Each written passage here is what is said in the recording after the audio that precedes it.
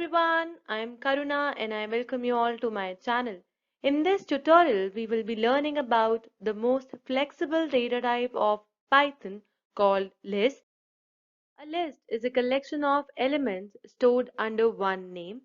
Let's have a look at various features of list. List is an ordered collection of elements, which means accessing the elements becomes easy as every element has a unique index.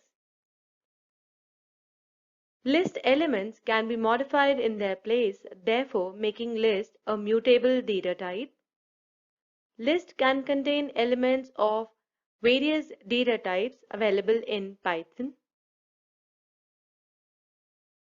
Let's see how the values and the indices are assigned to different elements of the list. Here you can see various elements which are all integers, and the indices start from 0, which is for the first element, and the index assigned to the last element is equal to the total number of elements minus 1. So here in my list val I have 8 elements, so the index of the last element is 7. In Python, there can be different ways of creating lists. Let's understand them one by one. Square brackets in Python are used to denote a list. So first I'm creating an empty list here. L equal to empty square brackets. You can check the type of this variable L.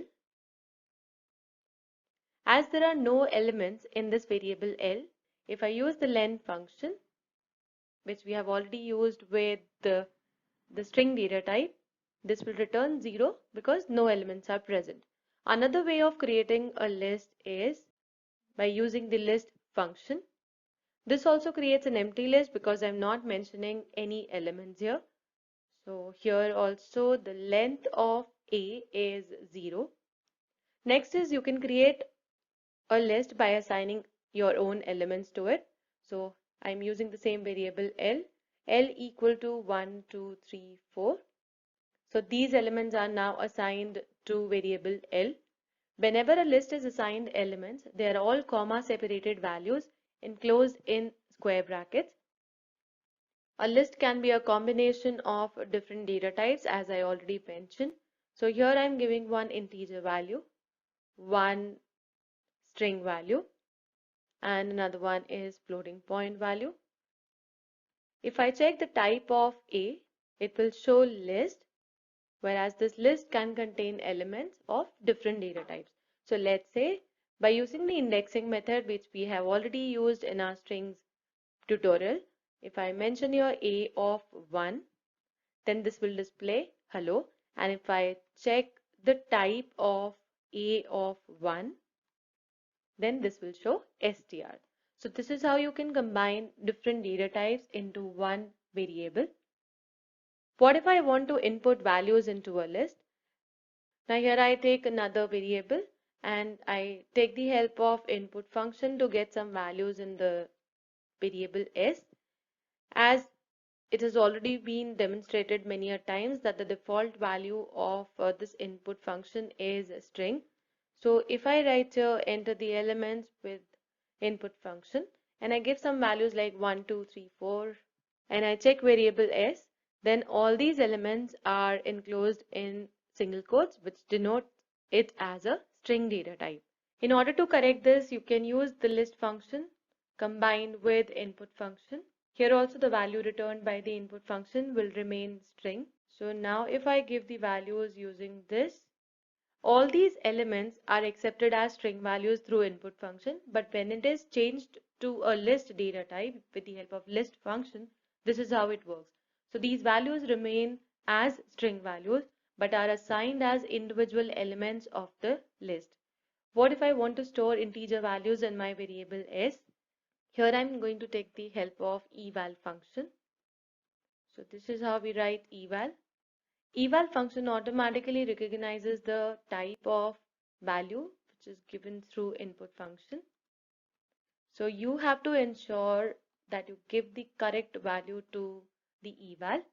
So here I am writing the values inside the square brackets. So this function will automatically check the data type of the values which are given and will store it in variable A. And now these are all integer values stored inside variable A. Now what if I want to store some values like strings and other values combined into one data type? So you can do that with the help of again eval function. Enter elements. Now inside the square brackets, I'll mention the first value as 10, another value as ABC, put inside single quotes. Then another one is this and a boolean value. And you can check your variable t. So in eval, you don't need to worry about the conversion of any value which you are giving through the input function. If it is a string value, put that inside single quotes or double quotes. If it is a floating point value, just give it the way you were doing it or assigning it to a variable. So here are few examples of valid list. First one is a list of integers. Second, containing all strings. Third is an empty list.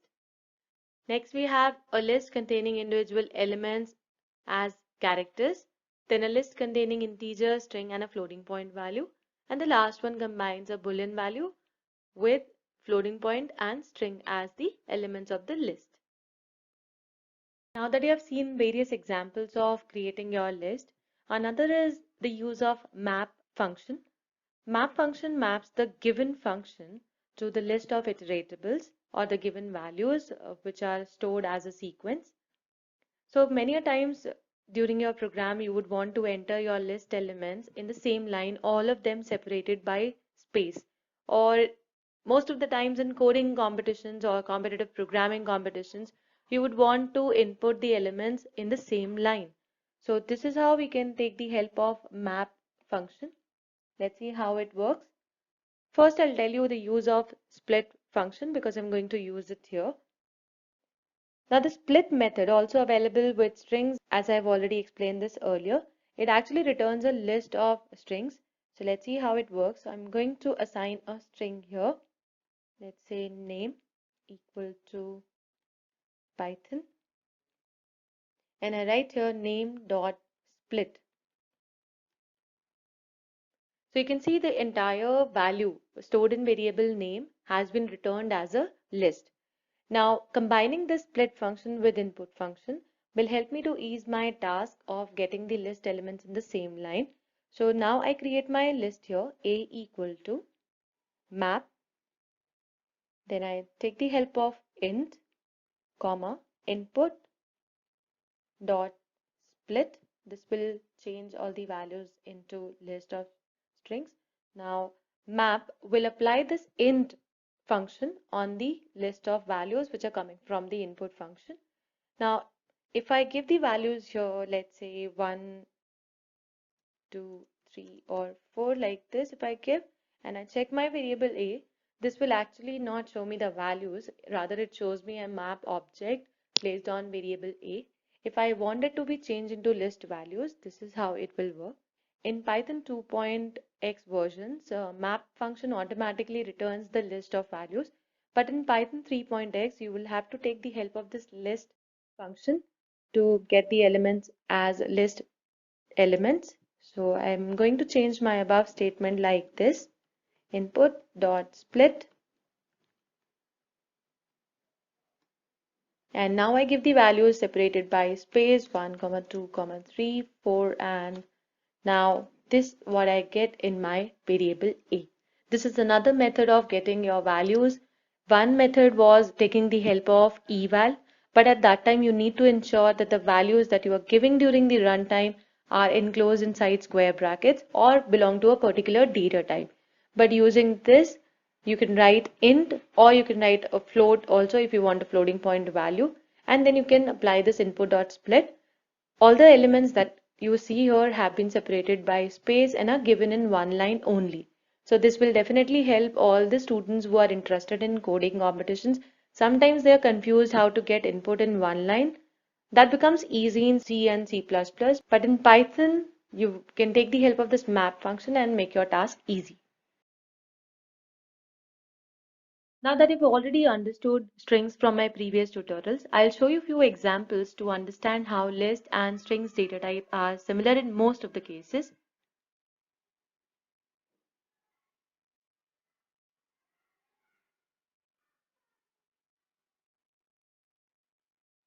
So I'm creating my variable L here, which is containing the elements 1, 2, 3, 4, and another variable L1 with the elements 5, 6, 7, 8.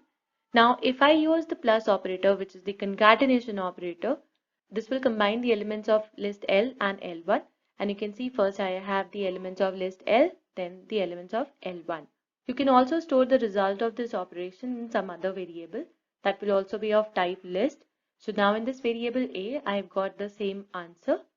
Though it is very much obvious from the result, but you can take the help of type function to see the data type of variable A. Now next is the replication operator. So I'm writing here L into 2. This repeats the element of list L. So you can see the elements have been repeated twice. Next, you can multiply it any number of times. This time it is multiplied with 10. So all the elements have been shown 10 times. So the sequence is followed. First you get 1, 2, 3, 4, and then the same thing is repeated. You can also apply all the comparison operators on these list variables.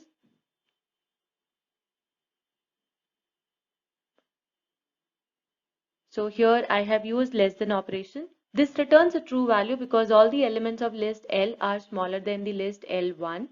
So next is the not equal to operation. L not equal to L1 returns true because the elements of both the lists are different. So in the similar way, you can take the help of all the comparison operators. The traversal in a list is almost similar to a string. So here I've written a loop for I in L and print I. This shows all the elements of the list in different lines. This in membership operator actually looks for a particular element in your list. So here I am writing 8 in L, which returns false because there is no element 8 in L. Similarly, you can use the not in operation also. Now the indexing of elements is done in a similar way. Now if I write L of 3, it gives me 4 value because that is stored at index 3. Backward indexing is also done in a similar way. So if I write L of minus 1, it gives me 4. The negative index is assigned from the right hand side. So 4 is at minus 1 index, and this is how I get the value. Now list slicing method, in this statement I've written L of 2 colon, which means I want to start from index 2, but the stop value is not mentioned. So it picks up the elements from index 2 and goes till the last index, which is till the length of the list. And here I get the elements 3 and 4. Now in this statement, L of minus 1 colon minus 3 colon minus 1, it starts from minus 1 index. Because of this step value as minus 1, it gives me the value is in reverse order. So it starts from 4, 3, and then 2 is at the negative index minus 3, which is not included. So I get my elements 3 and 4 in reverse order. So I get 4 and 3 as the output.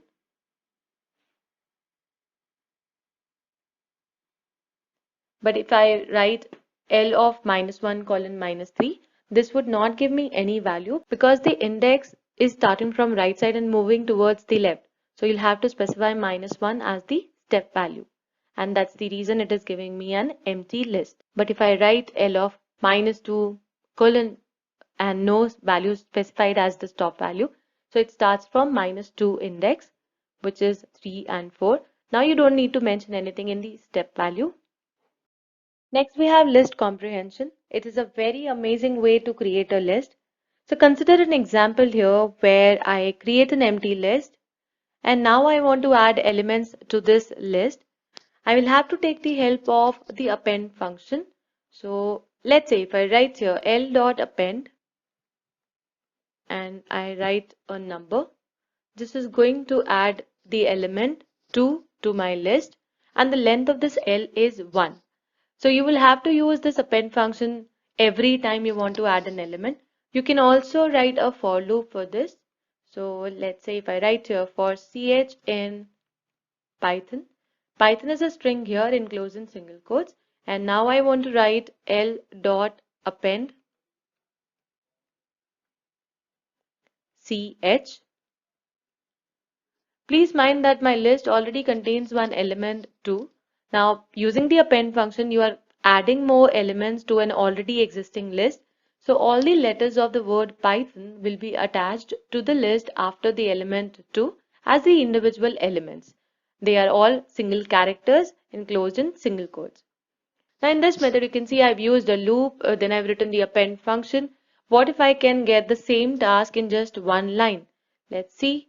I write a variable a here. Now I put the square brackets and ch for ch is a variable for ch in Python, and I put the square brackets and my work is done. Here I get all the letters of Python word in variable a as the individual characters. So you can see the same task has been achieved using this one line only. This is known as list comprehension, in which the syntax that I've written from the word for is similar what I did in these above statements.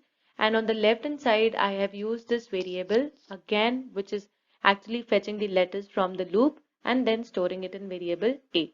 This is also known as expression, as I'll show you in my next examples. To perform the task of list comprehension, you can also take the help of range function. So let's create another list.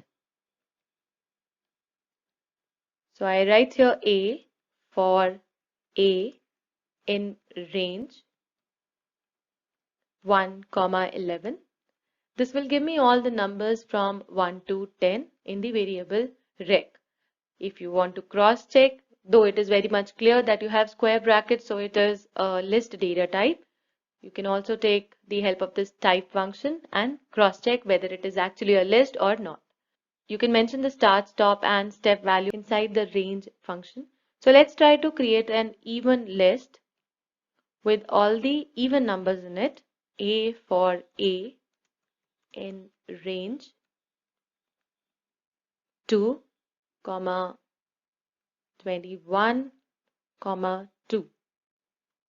So this will give me all the even numbers starting from 2 till 20. Now this is something very interesting that you can combine if conditions also with your list comprehensions. So let's try to create an odd number list here. I'm taking the variable, let's say v for v in range. I want to have all the odd numbers from 1 to 50. So here I'm writing 1, 51 if v modulus 2 equal to 1. This will give me all the odd numbers. So the condition v modulus 2 equal to 1 will be checked for all the values from 1 to 51. Wherever this condition is satisfied, all these values will get added to the variable odd. And here you can see all the odd numbers from 1 to 50 have been stored. Next is the use of expressions. So let's create another list here called square. And I want the squares of all the numbers from 1 to 5. So my expression would be n into n for n in range 1, 6. So now you can check your variable square. Here I've got the squares of numbers 1, 2, 3, 4 and 5. So n into n becomes the expression, and then you have your for loop statements. Almost all the list comprehensions can be written with the help of for loops. So here is the syntax of list comprehension. First you have your expression. In many of my example it was just one variable, and in the last example that you saw it was the expression n into n, and then the statement comes for the for loop. In the end you can have a sequence of list, string or a tuple. So in this example you can see I've written a plus a for a in range 1, 5. So this will give me the sum of all the numbers from 1 to 4. Thank you so much for watching this tutorial. If you have any doubts related to the concepts explained here, please feel free to mention in the comment section. The link for the worksheet can be found in the description box. If you like the video, please click on the like button. Subscribe to my channel and stay tuned for latest updates. Till then, keep working with smile.